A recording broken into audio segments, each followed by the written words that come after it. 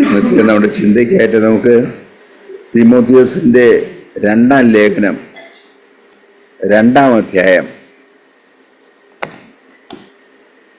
2 തീമോഥെയോസ് 2 അതിൻ്റെ 19 മുതൽ 21 വരെയുള്ള വാക്യങ്ങൾ.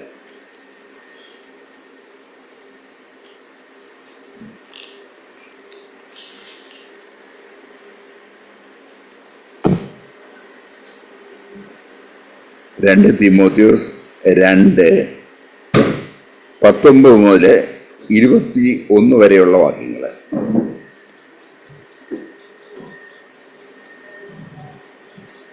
ദൈവത്തിൻ്റെ സ്ഥിരമായ അടിസ്ഥാനം നിലനിൽക്കുന്നു. കർത്താവ് തനിക്കുള്ളവരെ അറിയുന്നു എന്നും കർത്താവിൻ്റെ നാമം ഉച്ചരിക്കുന്നവനെല്ലാം അനീതി വിട്ട് അകന്നുകൊള്ളട്ടെ എന്നും ആകുന്നു അതിൻ്റെ മുദ്ര. എന്നാൽ ഒരു വലിയ വീട്ടിൽ പൊന്നും വെള്ളിയും കൊണ്ടുള്ള സാമാനങ്ങൾ മാത്രമല്ല, മരവും മണ്ണും കൊണ്ടുള്ളവയും ഉണ്ട്. ചിലത് മാന്യകാര്യത്തിനും ചിലത് ഹീനകാര്യത്തിനും ഉപയോഗിക്കുന്നു. ഇവയെ വിട്ടകന്ന് തന്നെത്താൻ വെടിപ്പാക്കുന്നവൻ വിശുദ്ധവും ഉടമസ്ഥന് ഉപയോഗവുമായി നല്ല വേലയ്ക്കൊക്കെയും ഒരുങ്ങിയിരിക്കുന്ന മാനപാത്രം ആയിരിക്കും.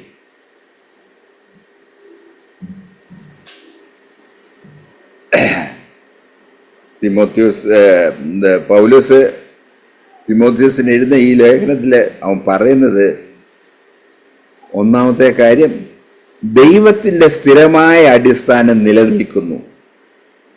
സ്ഥിരമായ ഒരു അടിസ്ഥാനത്തിന്മേലാണ് ദൈവം പ്രവർത്തിക്കുന്നത്. അത് നിലനിൽക്കുന്നതാണ്. അതിന് വ്യത്യാസങ്ങളില്ല. അതുകൊണ്ട് നമ്മൾ ആ കർത്താവിൻ്റെ പ്രവൃത്തിക്ക് വേണ്ടിയിട്ട് നമ്മൾ കാത്തിരിക്കണം. കർത്താവിനെ പ്രവർത്തിക്കാൻ അനുവദിക്കുക. അവിടെ നമ്മൾ സ്വസ്ഥതയോടെ കർത്താവിൻ്റെ സന്നിധിയിലായിരിക്കുക എന്നുള്ളതാണ് നമ്മളിൽ നിന്ന് കർത്താവ് പ്രതീക്ഷിക്കുന്നത്. അങ്ങനെ ആ സ്ഥിരമായ അടിസ്ഥാനത്തിൽ നിന്നുകൊണ്ട് കർത്താവ് പ്രവർത്തിക്കുമ്പോൾ കർത്താവിനോട് യോജിച്ച് നമുക്കും പ്രവർത്തിക്കാം.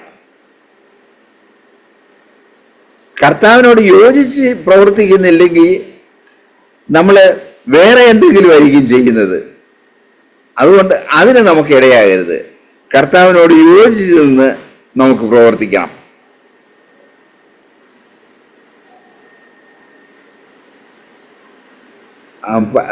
രണ്ടാമത് പറയുന്നത്, കർത്താവ് തനിക്കുള്ളവരെ അറിയുന്നു. എല്ലാവരും കർത്താവിന് വേണ്ടി ഉള്ളവരല്ല. കർത്താവിന് വേണ്ടി നിൽക്കുന്നവരെ കർത്താവ് അറിയുന്നു. ആ കർത്താവ് അറിയുന്ന ഒരു ജീവിതത്തിൽ നമ്മളായിരിക്കണം. അതിനായിട്ട് നമ്മൾ ഉത്സാഹിക്കണം. കർത്താവ് നമ്മളിൽ നിന്ന് എന്താണ് പ്രതീക്ഷിക്കുന്നത് എന്നുള്ളത് ഓർത്ത് അറിഞ്ഞ് അത് നമ്മൾ ചെയ്യണം. നമ്മുടെ ഇഷ്ടം ചെയ്യുവാനല്ല. നമുക്ക് പല ഇഷ്ടമുണ്ട്, അത് ചെയ്യാൻ നമുക്ക് എളുപ്പമാണ്. എന്നാൽ അതല്ല, കർത്താവിൻ്റെ ഇഷ്ടം എന്താണെന്നുള്ളത് അറിഞ്ഞ് അത് നമ്മൾ ചെയ്യണം. അതാണ് നമ്മളെക്കുറിച്ച് കർത്താവ് ആഗ്രഹിക്കുന്നത്. മൂന്നാമത്, കർത്താവിൻ്റെ നാമം ഉച്ചരിക്കുന്നവർ. ഈ യേശു എൻ്റെ രക്ഷിതാവാണ്. ഈ യേശുവിൻ്റെ അപ്പൻ നമ്മുടെ അപ്പനാണ്. അപ്പോ ആ കർത്താവ് എന്നെ അറിയുന്നു. കർത്താവ് എന്നെ അറിയുന്നത് കൊണ്ട് അവൻ്റെ നാമം ഞാൻ ഉച്ചരിച്ചുകൊണ്ടിരിക്കുമ്പോൾ, അവൻ്റെ നാമം ഞാൻ പറയുമ്പോൾ നമ്മൾ എല്ലാ അനീതിയും വിട്ട് നീതിയായിട്ടുള്ള കാര്യങ്ങൾ ചെയ്യുക, പറയുക. ഇതിനാണ് നമ്മളെക്കുറിച്ച് കർത്താവ് ആഗ്രഹിക്കുന്നത്. അനീതി മുഴുവൻ നമ്മളിൽ നിന്ന് പോകട്ടെ. സകല അനീതി നമ്മളിൽ നിന്ന് പോകട്ടെ. കാരണം നമ്മൾ കർത്താവിൻ്റെ മക്കളാണ്. കർത്താവിൻ്റെ മക്കളാണ്. മക്കള് അപ്പനെ പോലെ ആയിരിക്കണം. അപ്പൻ ചെയ്യുന്ന കാര്യമായിരിക്കണം മക്കൾ ചെയ്യുന്നത്. അപ്പന്റെ ആഗ്രഹമായിരിക്കണം മക്കൾ ചെയ്യുന്നത്. അപ്പന്റെ ആഗ്രഹം മക്കൾ ചെയ്യുന്നില്ലെങ്കിൽ ആ ആള് അപ്പന്റെ മകനാണോ എന്ന് ലോകം സംശയിക്കും, അപ്പനും സംശയിക്കും. അതിന് നമുക്കിടയാകരുത്. കർത്താവ് നമ്മളിൽ നിന്ന് എന്താഗ്രഹിക്കുന്നോ അത് ചെയ്യാനായിട്ട് നമ്മൾ ഹൃദയത്തെ നമ്മൾ വയ്ക്കണം. അപ്പോൾ കർത്താവിൽ നിന്ന് കേൾക്കണം, കർത്താവ് ചെയ്യുന്നത് എന്താണെന്ന് കാണണം, കർത്താവിൻ്റെ ആഗ്രഹം നമ്മൾ ചെയ്യണം. മൂന്നാമത്, കർത്താവിൻ്റെ നാമം നമ്മൾ ഉച്ചരിക്കുന്നുണ്ട്. വിളിച്ചു പറയുന്നവരാണ്, ഞാൻ കർത്താവ് എന്നെ രക്ഷിക്കാനാണ് യേശു വന്നത്, ഈ ലോകത്തിലേക്ക് വന്നത്. അവൻ ക്രൂശിൽ മരിച്ചു, എൻ്റെ പാപം കൊണ്ട് അവൻ ക്രൂശിൽ മരിച്ചു. എൻ്റെ പാപത്തിന് മുഴുവൻ അവൻ പരിഹാരം ഉണ്ടാക്കി എന്ന് നമ്മൾ പറയുമ്പോൾ, എന്ന് നമ്മൾ ഉച്ചരിക്കുമ്പോൾ നമ്മൾ ചെയ്യേണ്ട കാര്യം എന്താണ്? ഉച്ചരിക്കുന്നവർ എല്ലാവരും അനീതി വിട്ട് അകന്നുകൊള്ളട്ടെ. ഒരനീതിയും, യേശു യാതൊരു അനീതിയും ചെയ്തില്ല. ദൈവം അനീതി ചെയ്യുന്നില്ല. അവരെയാണ് നമ്മൾ ഫോളോ ചെയ്യുന്നത്. അതുകൊണ്ട് നമ്മൾ അനീതി വിട്ട് അകന്നുകൊള്ളട്ടെ. ലോകം മുഴുവൻ അനീതിയാണ് നമ്മൾ കാണുന്നത്. എവിടെ നമ്മൾ ചെന്നാലും അനീതിയാണ് കാണുന്നത്. എന്നാൽ ഈ അനീതി വിട്ട് ആ അനീതിയിൽ നിന്ന് അകന്ന് ഉള്ള ഒരു ജീവിതമാണ് നമ്മൾ ലോകത്തിന് പ്രസന്റ് ചെയ്യേണ്ടത്. കർത്താവിനെ ഉയർത്തിക്കൊണ്ട് നടക്കുന്ന ആൾക്കാരെന്ന് അവകാശപ്പെടുന്ന നമ്മൾ സകല അനീതിയും വിട്ട് അനീതിയിൽ നിന്ന് അകന്നുകൊള്ളട്ടെ. അങ്ങനെ നമ്മൾ അനീതിയിൽ നിന്ന് അകലുകയാണെങ്കിൽ എന്താണ്? ഹീനകാര്യങ്ങൾക്ക് ഉപയോഗിക്കുന്ന പാത്രങ്ങളായ നമ്മളെ അതായത് ഹീനകാര്യങ്ങൾ എന്ന് പറയുമ്പോൾ പാപത്തെ വിട്ട് അകന്ന് നമ്മളെ തന്നെ നമ്മൾ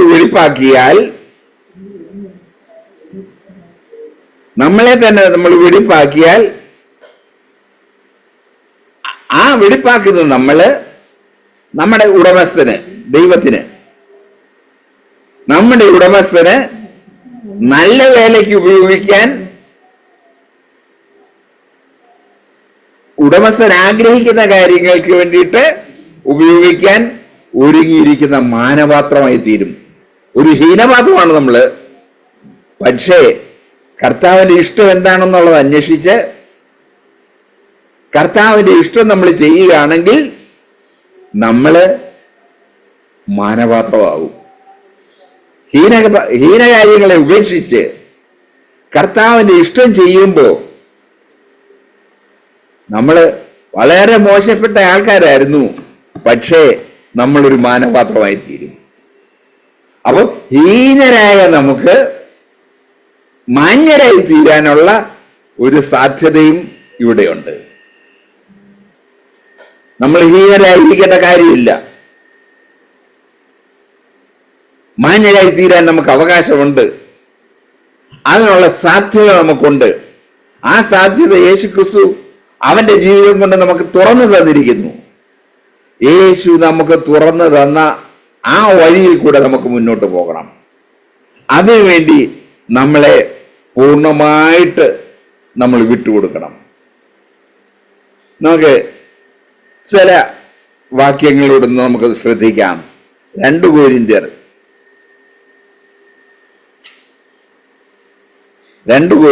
6-ാം അധ്യായം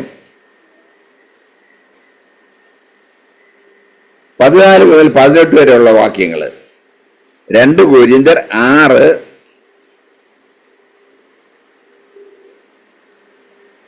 14 മുതൽ 18 വരെയുള്ള വാക്യങ്ങൾ. അവിടെ നമ്മൾ വായിക്കുന്നത്, നിങ്ങൾ അവിശ്വാസികളോട് ഇണയില്ല പിണ കൂടരുത്. ലോകത്തില് അവിശ്വാസികൾ ധാരാളമായിട്ടുണ്ട്. ധാരാളം. നമ്മൾ നോക്കുന്നുടനെ അവിശ്വാസികളുടെ ഒരു സംഘമാണ് ലോകത്തിലുള്ളത്. അവരാണ് ലോകത്തെ മുന്നോട്ട് കൊണ്ടുപോയിക്കൊണ്ടിരിക്കുന്നത്. അവരുടെ വഴി നമ്മൾ തിരഞ്ഞെടുക്കരുത്. അവരുമായിട്ട് ഇണയില്ല പിണ കൂടരുത്. നമ്മുടെ ഇണകളല്ല. ഇണകളുമായിട്ടേ പിണ കൂടാവുള്ളൂ. ഇണയില്ല പിണ കൂടരുത്. അവിശ്വാസികളുമായിട്ട് ഇണയില്ല പിണ കൂടരുത്.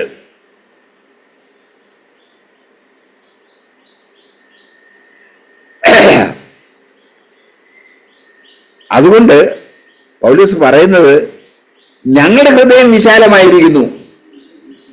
ലോകത്തിലുള്ളവരുടെ ഹൃദയം വിശാലമല്ല, അടച്ചു വെച്ചിരിക്കുക.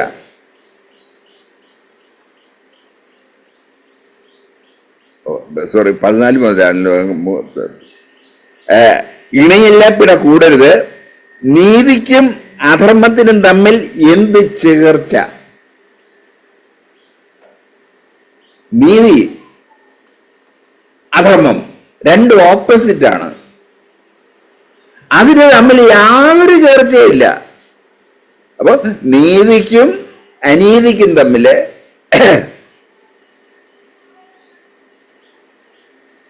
അല്ലെ അധർമ്മത്തിനും ധർമ്മത്തിനും തമ്മില് എന്തോ യോഗ്യതയാ? യോഗ്യത ഇല്ല. എന്ത് ചേർച്ചയാണ്? ചേർച്ചയില്ല. വെളിച്ചത്തിന് ഇരുളിനോട് എന്ത് കൂട്ടായ്മ? ഇരുളിന്റെ സ്വഭാവം എന്ന് പറയുന്നത് തന്നെ വെളിച്ചത്തെ നശിപ്പിക്കുക എന്നുള്ളതാണ്. എവിടെങ്കിലും വെളിച്ചമുണ്ടെങ്കിൽ അതിനെ അവിടെ ഇരുട്ടാക്കാനാണ് ഇരുള് ചെയ്യുന്നത്. അപ്പൊ ഈ വെളിച്ചവും ഇരുളും തമ്മിൽ എന്തോ യോഗ്യതയാണുള്ളത്?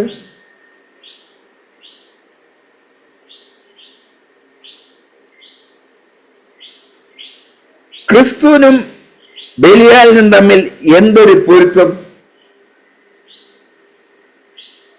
യേശു ക്രിസ്തുവിനും ഈ ലോകത്തിലെ ആൾക്കാർക്കും തമ്മിൽ, ലോകത്തിന് വേണ്ടി ജീവിക്കുന്നവരും തമ്മിൽ എന്തൊരു പൊരുത്തമുള്ള? ഒരു പൊരുത്തവും ഇല്ല. അതുകൊണ്ട്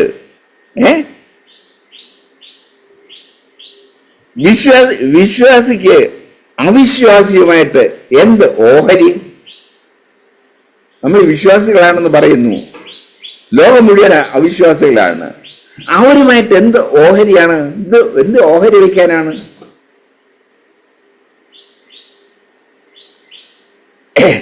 അല്ല, ദേവാലയത്തിന് വിഗ്രഹവുമായിട്ട് എന്ത് യോഗ്യത? ദേവാലയം ദൈവം വസിക്കുന്ന ഇടമാണ്. അവിടെ വിഗ്രഹത്തിന് എന്ത് യോഗ്യത? നാം ജീവനുള്ള ദൈവത്തിന്റെ ആലയമല്ലോ നാം. അപ്പോ നമ്മളെ ഓരോരുത്തരെയും നാം എന്നാണ് അവിടെ പറഞ്ഞിരിക്കുന്നത്. നമ്മളെ ഓരോരുത്തരെയും ജീവനുള്ള ദൈവത്തിന്റെ ആലയമായിട്ടാണ് വെച്ചിരിക്കുന്നത്. ജീവനുള്ള ദൈവം ഇവിടെ വസിക്കണം. ഈ ആലയത്തിൽ നമ്മളിൽ വസിക്കണം. നാം ജീവനുള്ള ദൈവത്തിന്റെ ആലയമല്ലോ. എന്നിട്ട് ഒരു കൊട്ടേഷനാണ് പറയുന്നത്, ഞാൻ അവരിൽ വസിക്കുകയും അവരുടെ ഇടയിൽ നടക്കുകയും ചെയ്യും. കർത്താവ് തന്നിരിക്കുന്ന ഒരു വലിയ, വിശ്വാസികൾക്ക് തന്നിരിക്കുന്ന ഒരു വലിയ പ്രോമിസാണത്. എന്താണ്? ഞാൻ അവരുടെ ഇടയിൽ, നമ്മളുടെ ഇടയിൽ വസിക്കുകയും നമ്മുടെ ഇടയിൽ നടക്കുകയും ചെയ്യും. നമ്മളിവിടെ ഇരിക്കുമ്പോൾ കർത്താവ് ഇവിടെ നടക്കുന്നുണ്ട്, ഇവിടെ വസിക്കുന്നുണ്ട്.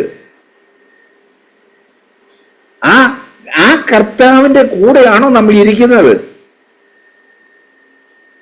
കർത്താവിന്റെ കൂടെയായിരിക്കുന്നത് നമ്മുടെ ചിന്തകൾ ഇപ്പൊ പോയിക്കൊണ്ടിരിക്കുന്ന ഭാഗത്തേക്ക് പോകത്തില്ല. നമ്മുടെ ചിന്ത കർത്താവിന്റെ ചിന്ത തന്നെയായിരിക്കും. രണ്ടും ഒന്നായി തീരും. അതോ വേറെ ചിന്ത കൊണ്ട് നമ്മുടെ ഹൃദയം നിറയുന്നുണ്ടോ?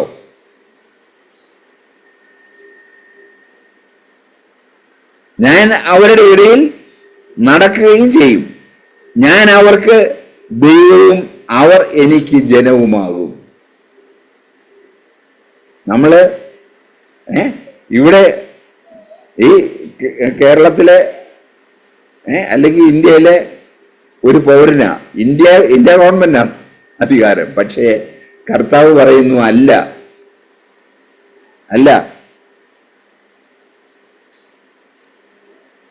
അവർക്ക് ദൈവവും അവർ എനിക്ക് ജനവുമാകും എന്ന് ദൈവം അരുളി ചെയ്തിരിക്കുന്നല്ലോ. അതുകൊണ്ട്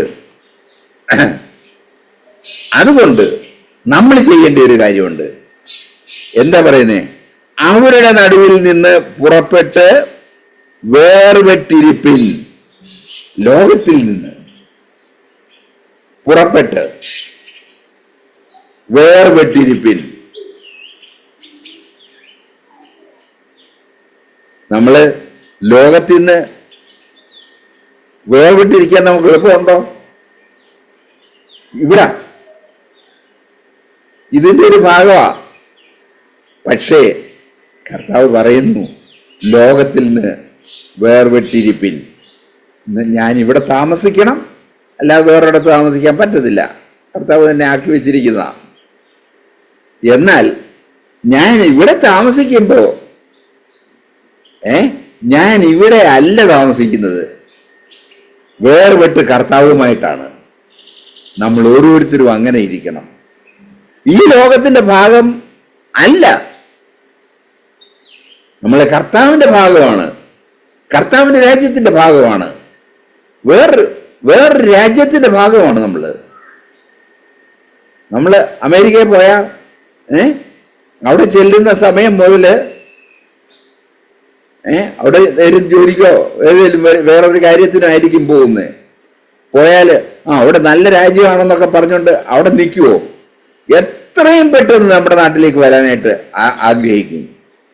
അതുപോലെ നമ്മള് സ്വർലോകത്തിന്റെ ആൾക്കാരാണ്, സ്വർലോകത്തിന്റെ ഭാഗമാണ്, കർത്താവിന്റെ ആൾക്കാരാണ്, കർത്താവിന്റെ ഭാഗമാണ്.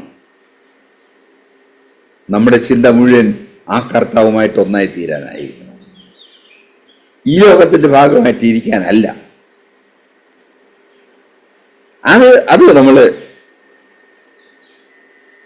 ചിന്തിക്കണം. അതുകൊണ്ട് നമ്മൾ എന്ത് വേണമെന്നാ പറയുന്നേ? അവരുടെ നടുവിൽ നിന്ന് പുറപ്പെട്ടു വേർപെട്ടിരിപ്പിൻ. ലോകത്തിന്റെ കൂടെ സന്തോഷിക്കാൻ എളുപ്പമാണ്, നമുക്ക് ആഗ്രഹമാണ്. പക്ഷേ അവിടെ നിന്നും വേർപെട്ടിരിക്കാനാണ് നമ്മളോട് പറയുന്നത്. അവിടെ നിന്നും വേർപെട്ടിരിപ്പിൻ.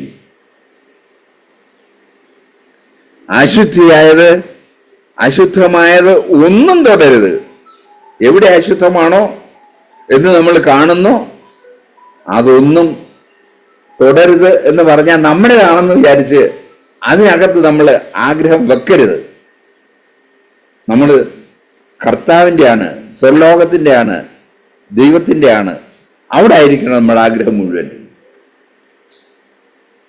തൊടരുത്. അങ്ങനെ നമ്മൾ ചെയ്താൽ, എന്നാൽ ഞാൻ നിങ്ങളെ കൈക്കൊണ്ട് നിങ്ങൾക്ക് പിതാവും. അങ്ങനെ നമ്മൾ വേർപെട്ടിരുന്ന, ഈ ലോകത്തിൽ നിന്ന് വേർപെട്ടിരുന്നാൽ, താമസിക്കുന്നത് ഈ ലോകത്തിലാണ്, ഈ വീട്ടിലാണ്, ഒക്കെ ശരിയാ. പക്ഷേ നിങ്ങൾ വേർപെട്ടിരുന്നാൽ ഞാൻ നിങ്ങൾക്ക് പിതാവും. ദൈവം നമ്മുടെ അപ്പനാണ്. നിങ്ങൾ എനിക്ക് പുത്രന്മാരും പുത്രിമാരുമായിരിക്കും. നമ്മൾക്ക് ദൈവത്തിന്റെ പുത്രന്മാരും പുത്രിമാരുമായിരിക്കാനുള്ള വലിയ വാഗ്ദത്വം ഇവിടെ പറഞ്ഞിരിക്കുന്നത്. നമ്മൾ ജീവിക്കുന്നത് ഇവിടെയാണ്, ഈ പ്രത്യേക സ്ഥലത്താണ്. എന്നാൽ നമുക്ക് കർത്താവിൻ്റെ പുത്രന്മാരും പുത്രിമാരുമായിട്ട് ഇരിപ്പാനുള്ള വലിയ പ്രോമിസാണ് അവർ തന്നിരിക്കുന്നത്. ഇത് നമ്മുടെ ഹൃദയത്തിൽ നമ്മൾ ഏറ്റെടുക്കണം. ഏറ്റെടുത്ത് നമ്മൾ ധ്യാനിച്ച്, കർത്താവേ, ഞാൻ നിന്റെ മകനാണ്, നിന്റെ മകളാണ്. കർത്താവേ, എനിക്ക് നിന്റെ കൂടെ ജീവിക്കാനായിട്ട് അവിടുന്ന് സഹായിക്കണേ. ഞാൻ എപ്പോഴും ഈ ലോകത്തിലെ ചില കാര്യങ്ങൾ കണ്ടു കഴിയുമ്പോഴത്തേന് അത് സ്വന്തമാക്കാനുള്ള ആഗ്രഹത്തിൽ നിന്നിന്ന് വിട്ടുപോകുന്നുണ്ട്. കർത്താവ്, എനിക്ക് നിന്നിന്ന് വിട്ടുപോകണ്ട, എനിക്ക് നിന്റെ കൂടെ നിൽക്കണം. കർത്താവ്, നിന്റെ കൂടെ എനിക്ക് ജീവിക്കണം. നിന്റെ സാന്നിധ്യമാണ് എനിക്ക് വേണ്ടത്. നിന്നോട് ഒത്തു ജീവിക്കാനായിട്ട് ഞാൻ ആഗ്രഹിക്കുന്നു. കർത്താവ്, ഈ ലോകത്തിലെ ഇമ്പകരമായി കാണുന്ന കാര്യങ്ങൾ എന്നെ ആകർഷിക്കുമ്പോൾ ഞാൻ, കർത്താവെ, നിന്നോട് പറ്റിച്ചേരാനായിട്ട് എന്നെ വിട്ടുതരുന്നു. കർത്താവെ, എന്നെ സഹായിക്കണമേ എന്നുള്ള വലിയ വലിയ ആഗ്രഹത്തോടെ നമുക്ക് നമ്മുടെ ജീവിതം നയിക്കാം. അതിന് നമ്മളെ ഓരോരുത്തരെയും ദൈവം സഹായിക്കട്ടെ. ഇവിടെ നമുക്ക് 1 പത്രോസിന്റെ 1-ാമത്തെ ലേഖനം, 1 പത്രോസ് 1-ാം അധ്യായം 14 മുതൽ 19 വരെയുള്ള വാക്യങ്ങൾ ഒന്ന് നോക്കാം. 1 പത്രോസ് 1-ാം അധ്യായം 14 മുതൽ 19 വരെയുള്ള വാക്യങ്ങൾ. പണ്ട് നിങ്ങളുടെ അജ്ഞാനകാലത്തുണ്ടായിരുന്ന മോഹങ്ങളെ മാതൃകയാക്കാതെ, പത്രോസ് വളരെ കാര്യമായിട്ട് അവരെ ഉപദേശിക്കുകയാണ്. പണ്ട് നിങ്ങളുടെ അജ്ഞാനകാലമായിരുന്നു, നിങ്ങൾക്ക് ദൈവത്തെക്കുറിച്ച് അറിയത്തില്ലായിരുന്നു. ആ കാലത്ത്, അജ്ഞാനകാലത്ത് ഉണ്ടായിരുന്ന മോഹങ്ങളെ മാതൃകയാക്കരുത്. അത് നമുക്ക് മാതൃകയല്ല. മാതൃകയാക്കാതെ നിങ്ങളെ വിളിച്ച വിശുദ്ധന്, കർത്താവാണ് നമ്മളെ വിളിച്ചത്, യേശു ക്രിസ്തു, അവൻ പൂർണ്ണ വിശുദ്ധനാണ്. അവൻ യാതൊരു പാപവുമില്ല. അവൻ പാപം ചെയ്തിട്ടില്ല, പാപത്തിന് അടിമയായിരുന്നില്ല. അവൻ പാപം വഹിച്ചുകൊണ്ട് നമ്മുടെ പാപത്തിന് പ്രായശ്ചിത്തമായി. പക്ഷേ അവൻ പാപം തൊട്ടിട്ടില്ല. മാതൃകയാക്കാതെ നിങ്ങളെ വിളിച്ച വിശുദ്ധന് ഒത്തവണ്ണം അനുസരണമുള്ള മക്കളായി എല്ലാ നടപ്പിലും വിശുദ്ധരാകുവിൻ. 16-ാം വാക്യം, ഞാൻ വിശുദ്ധനാകയാൽ നിങ്ങളും വിശുദ്ധരായിരിപ്പിൻ എന്നെഴുതിയിരിക്കുന്നുണ്ടോ. കർത്താവ് വിശുദ്ധനാണ്, അതുകൊണ്ട് നമ്മളും വിശുദ്ധരായിരിപ്പീൻ എന്നുള്ള കാര്യം പത്രോസ് നമ്മളെ ഓർപ്പിക്കുകയാണ്. മുഖപക്ഷം കൂടാതെ ഓരോരുത്തരുടെ പ്രവൃത്തിക്ക് തക്കവണ്ണം ന്യായം വിധിക്കുന്നവനെ, കർത്താവ് മുഖപക്ഷം ഇല്ലാത്തവനാണ്. അതുകൊണ്ട് കർത്താവ് നമ്മളെ ന്യായം വിധിക്കും. ആ ന്യായം വിധിക്കുന്നവനെ നിങ്ങൾ പിതാവ് എന്ന് വിളിക്കുന്നുവെങ്കിൽ നിങ്ങളുടെ പ്രവാസകാലം ഭയത്തോടെ കഴിപ്പിൻ. നമ്മുടെ പ്രവാസകാലം, ഇവിടെ നമ്മൾ ജീവിക്കുന്നത്, ഇവിടെ നമ്മൾ പ്രവാസികളാണ്. നമ്മുടെ ദേശമല്ലത്. നമ്മൾ ഓടിപ്പോകേണ്ടതാണ്. അവൻ വിളിക്കുമ്പോൾ ഓടിപ്പോകേണ്ടതാണ്, ഓടിച്ചെല്ലേണ്ടതാണ്. അതിനുള്ള ആഗ്രഹത്തോടെ ആയിരിക്കണം നമ്മൾ ജീവിക്കുന്നത്. അതുകൊണ്ട് നിങ്ങളുടെ പ്രവാസകാലം ഭയത്തോടെ കഴിപ്പിൻ. ഈ കർത്താവിൽ നിന്ന് തെറ്റിപ്പോകുമോ എന്നുള്ള ചിന്ത നമ്മൾ കണ്ടിട്ട് നമ്മൾ ഭയത്തോടെ നമുക്ക് ജീവിക്കാം.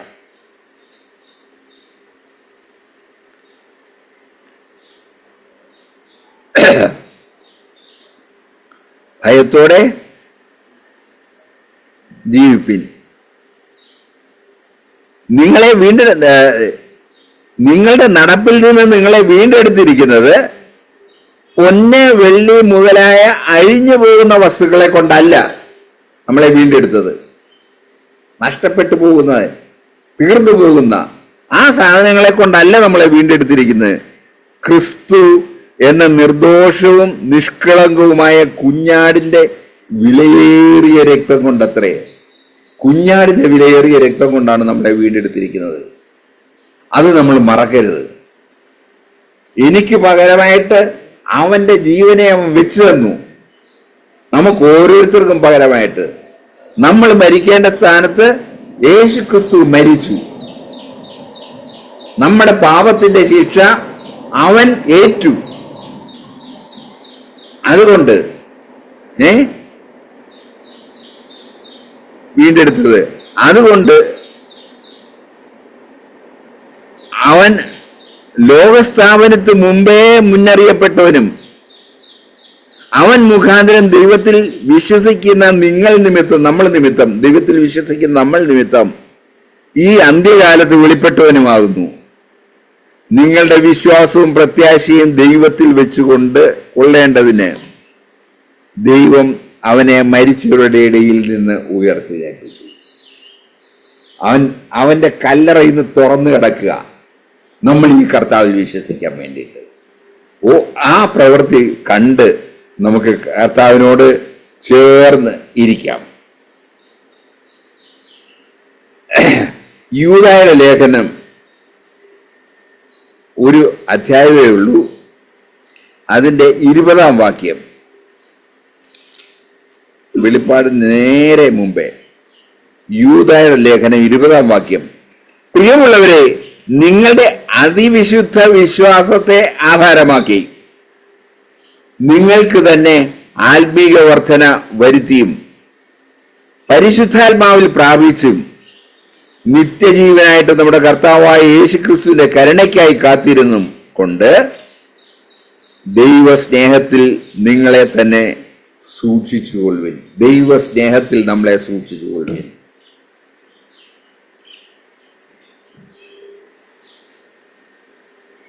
ഞാൻ ഒരു വാക്യം, അടുത്ത വാക്യം കൂടെ ഒന്ന് വായിക്കാം. ദൈവസ്നേഹത്തിൽ നിങ്ങളെ തന്നെ സൂക്ഷിച്ചുകൊള്ളുവിൻ. സംശയിക്കുന്നവരായ ചിലരോട് കരുണ ചെയ്യുവിൻ. ചിലർക്ക് സംശയമുണ്ട്, അവരോട് നമ്മൾ കരുണ കാണിക്കണം, ചെയ്യുവിൻ. ചിലരെ തീയിൽ നിന്ന് വലിച്ചെടുത്ത് രക്ഷിപ്പിൻ. പാപത്തിലേക്ക് പോകുന്നവരെ അവരെ വലിച്ചെടുത്ത് രക്ഷിപ്പാൻ ഇവിടെ യൂദ നമ്മളോട് പറയുന്നു. രക്ഷിപ്പിൻ. ജഡത്താൽ കറ പിടിച്ച അങ്കി പോലും പകച്ചുകൊണ്ട്, കറ പിടിച്ച അങ്കിയാണ്, അതുപോലും പകച്ചുകൊണ്ട് ചിലർക്ക് ഭയത്തോടെ കരുണ കാണിപ്പിൻ. അങ്ങനെ നമ്മൾ കരുണ കാണിക്കുന്നവരായി നമുക്ക് ജീവിക്കണം, കരുണ കൊടുക്കുന്നവരായി നമുക്ക് ജീവിക്കണം. നമ്മളെ കർത്താവ് ഈ കാര്യത്തിൽ സഹായിക്കട്ടെ. നമുക്ക് 97-ാം സങ്കീർത്തനത്തിന്റെ 10-ാം വാക്യം കൂടെ ഒന്ന് നോക്കാം. 97-ന്റെ 10 സങ്കീർത്തനം.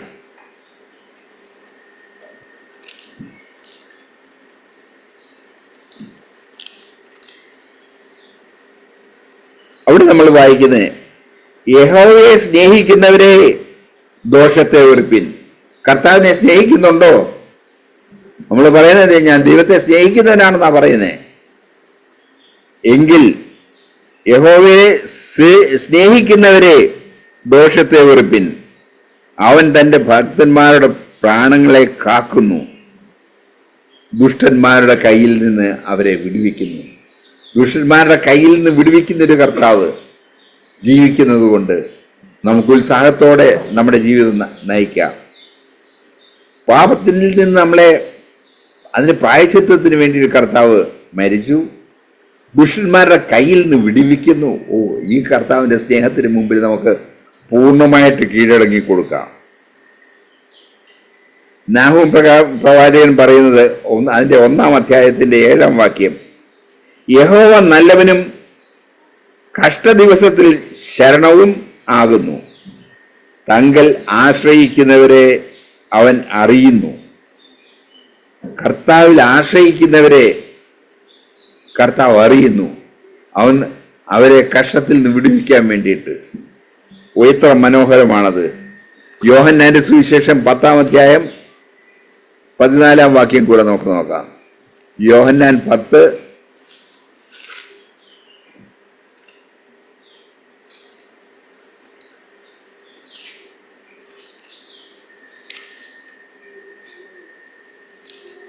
14-ാം വാക്യം. അവിടെ നമ്മൾ വായിക്കുന്നത്, പിതാവ് എന്നെ അറിയുകയും ഞാൻ പിതാവിനെ അറിയുകയും ചെയ്യുന്നത് പോലെ ഞാൻ എനിക്കുള്ളവയെ അറിയുകയും എനിക്കുള്ളവ എന്നെ അറിയുകയും ചെയ്യുന്നു. നമുക്കുള്ളൊരു വലിയ പ്രോമിസാണ് നമ്മളെ കർത്താവ് അറിയുന്നത്. എങ്ങനെ അറിയുന്നു? പിതാവ് എന്നെ അറിയുന്ന പോലെ. കർത്താവ് പറയാണ്, പിതാവാം ദൈവം പുത്രനാം ദൈവത്തെ അറിയുന്നത് പോലെ. അവരൊന്നിച്ചാണ്. പിതാവാം ദൈവം, പുത്രനാം ദൈവം, പരിശുദ്ധാത്മാവും ദൈവം തമ്മിലെ കൂട്ടായ്മയിലാണ്, ഒന്നിച്ചാണ്. ആ പിതാവാം ദൈവം എന്നെ അറിയുന്നത് പോലെ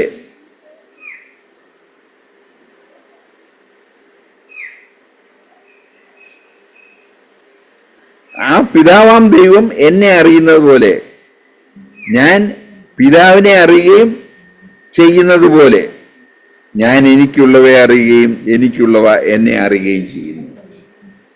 നമ്മൾ കർത്താവിനുള്ളവരാണോ? എനിക്കുള്ളവ എന്നെ അറിയുകയും ചെയ്യുന്നു. എങ്ങനെ അറിയുന്നു? യേശുക്രിസ്തു പിതാവാം ദൈവത്തെ അറിയുന്നത് പോലെ. യേശുക്രിസ്തു പിതാവാം ദൈവത്തിന്റെ മടിയിലാണ് ഇരിക്കുന്നത്. അവിടെ മടിയിൽ എന്ന് പറയുന്നത് അവർ ഒന്നിച്ചായിരിക്കുന്നത്, അവന്റെ വലത്തുഭാഗത്തായിരിക്കുന്നത്. ആ പുത്രൻ പിതാവിനെ അറിയുന്നത് പോലെ കർത്താവിനെ സ്നേഹിക്കുന്നവരെ കർത്താവ് അറിയുന്നു. നമ്മൾ കർത്താവിനെ സ്നേഹിക്കുന്നുണ്ടോ? നമുക്ക് കർത്താവിനോടുള്ള സ്നേഹം എത്രമാത്രമാണ്? നമ്മുടെ കൂടെ വസിക്കുന്ന കർത്താവ്, നമ്മുടെ കൂടെ ജീവിക്കാൻ ആഗ്രഹിക്കുന്ന കർത്താവ്, ആ കർത്താവിന് നമ്മൾ പൂർണ്ണമായിട്ട് കീഴടങ്ങി അവൻ്റെ ഇഷ്ടം ചെയ്യുന്നവരായി നമുക്ക് തീരണം. നമുക്ക് റോമർക്ക് എഴുതിയ ലേഖനം 9-ാം അധ്യായം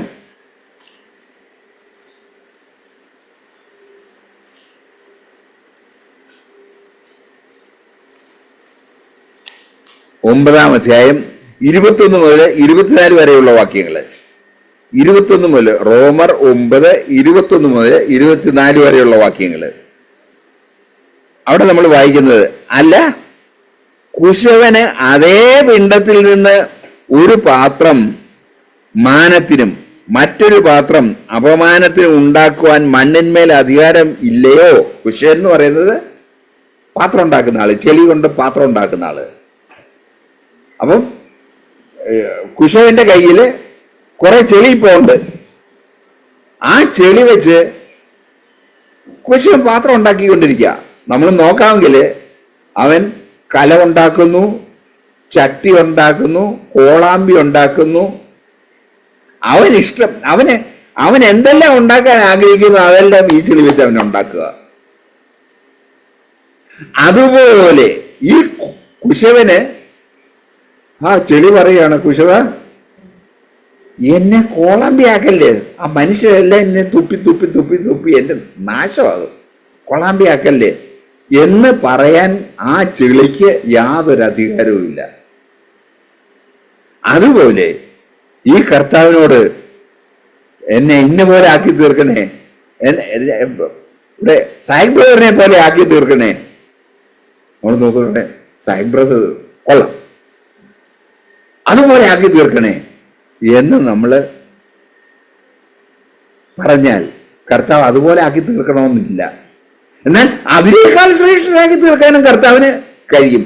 കർത്താവിന്റെ ഹിതത്തിന് വേണ്ടി നമ്മളെ പൂർണ്ണമായിട്ട് വിട്ടുകൊടുക്കണം.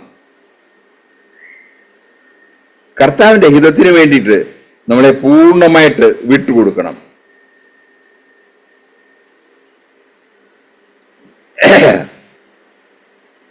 എന്നാൽ ദൈവം തന്റെ കോപം കാണിപ്പാനും ശക്തി വെളിപ്പാട് 22-ാം വാക്യം, ദൈവം തന്റെ കോപം കാണിപ്പാനും ശക്തി വെളിപ്പെടുത്തുവാനും യഹൂദന്മാരിൽ നിന്ന് മാത്രമല്ല ജാതികളിൽ നിന്ന് വിളിച്ച് തേജസ്സിനായി മുന്നൊരുക്കിയ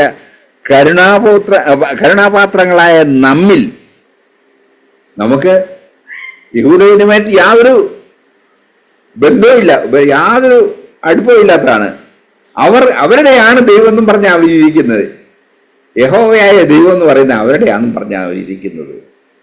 എന്നാൽ ഇവിടെ പറയുന്നത് നോക്കി, യഹൂദന്മാരിൽ നിന്ന് മാത്രമല്ല ജാതികളായിരുന്ന നമ്മളെ, ജാതികളിൽ നിന്ന് വിളിച്ചു തേജസ്സിനായി മുന്നൊരുക്കിയ കരുണാപാത്രങ്ങളായ നമ്മിൽ, നമ്മളോട് അവൻ കരുണ കാണിച്ചു.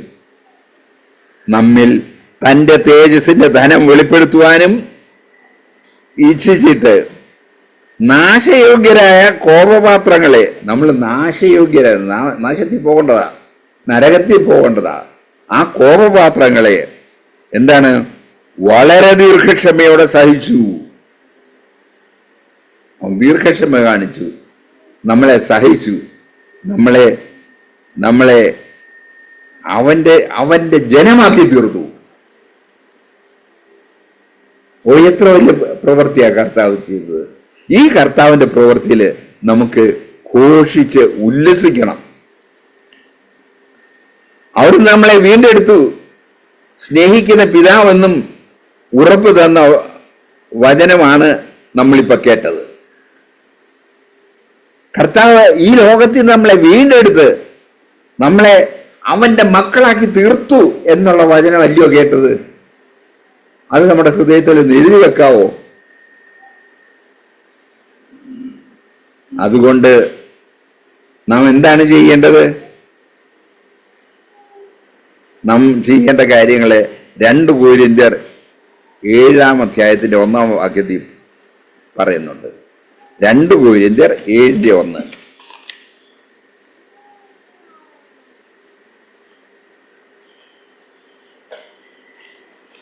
അവിടെ പറയുന്നത്, പ്രിയമുള്ളവരെ, കുറെ വാഗ്ദത്തങ്ങളാണ് ഞാൻ പറഞ്ഞത്.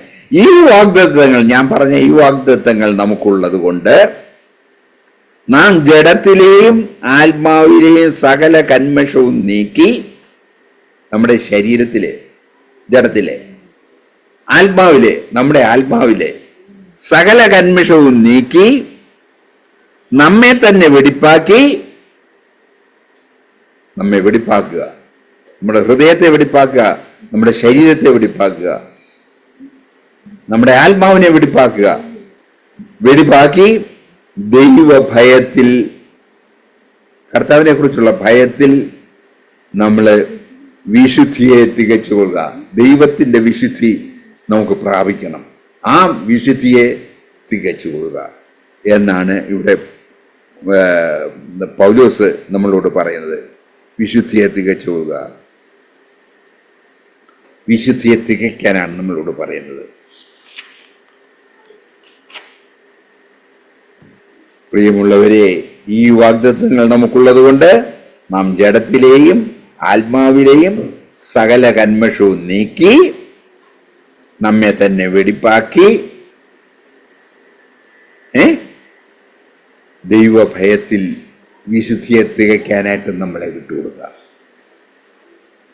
ഈ ലോകത്തിൽ നിന്ന് നമ്മളെ വേർപെടുത്തി നമ്മളെ എടുത്തിരിക്കുകയാണ്. കർത്താവിൻ്റെ രക്തത്താൽ, കർത്താവിൻ്റെ ജീവൻ തന്ന് നമ്മളെ ഈ ലോകത്തിൽ നിന്ന് വേർപെടുത്തി എടുത്തിരിക്കുകയാണ്. പക്ഷെ ഇപ്പൊ നമ്മൾ ജീവിക്കുന്ന ഈ ലോകത്തിൽ തന്നെ ജീവിക്കുന്നത്. പക്ഷെ വേർപെടുത്തി അവൻ രക്തം തന്ന് നമുക്ക് പകരം അവൻ മരിച്ച് നമ്മളെ ഈ ലോകത്തിൽ നിന്ന് വേർപെടുത്തി വിശുദ്ധ ജീവിതം തന്നിരിക്കുകയാണ്. അവിടെ നമുക്ക് അവനെ പ്രസാദിപ്പിക്കുന്നവരായി തീരാം. ദൈവത്തിന് പ്രസാദമുള്ള ഉപയോഗയോഗ്യമായ മാനപാത്രമായി തീരാനായിട്ട് നമ്മളെ വിട്ടുകൊടുക്കാം. നമുക്ക് ഹീനപാത്രമാണ്, നമുക്ക് പാത്രമായി തീരാനുള്ള സാധ്യതയുണ്ട്. എത്ര മനോഹരമായിട്ടുള്ള ഒരു വാഗ്ദത്തം നമുക്ക് തന്നിരിക്കുന്നത്. നമുക്ക് തീരാം. ദൈവത്തിൻ്റെ പരിശുദ്ധാത്മാവ് നമ്മളെ അതിനെ സഹായിക്കട്ടെ.